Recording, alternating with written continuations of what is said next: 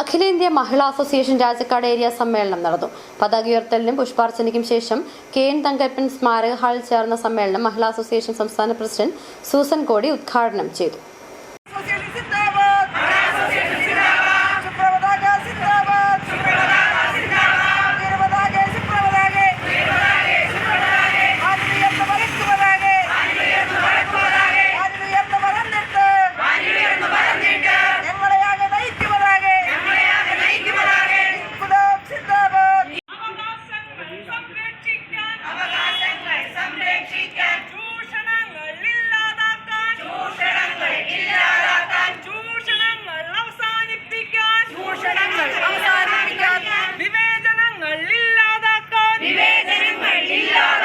സ്ത്രീകളുടെ അവകാശ സംരക്ഷണത്തിന് വേണ്ടി പ്രവർത്തിക്കുന്ന മഹിളാ അസോസിയേഷൻ രാജക്കാട് ഏരിയ സമ്മേളനം ഇത്തവണ വിപുലമായ രീതിയിലാണ് നടത്തപ്പെട്ടത്.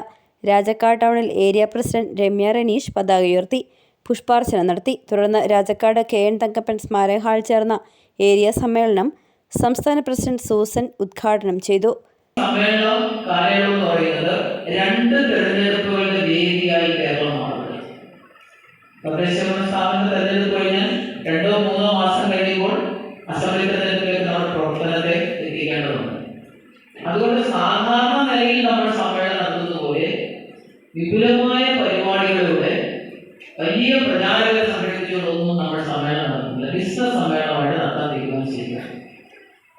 അങ്ങനെ ഏരിയ സമ്മേളനം, നമ്മുടെ ജില്ലാ സമ്മേളനവും സംസ്ഥാന സമ്മേളനവും നമ്മൾ അങ്ങനെ തന്നെയാണ് പ്ലാൻ ചെയ്തിട്ടുള്ളത്.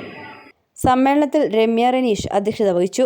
Area secretary Suma Biju report അവതരിപ്പിച്ചു. വിവിധ കമ്മിറ്റികളിൽ നിന്നായി 250 പ്രതിനിധികളാണ് സമ്മേളനത്തിൽ പങ്കെടുത്തത്.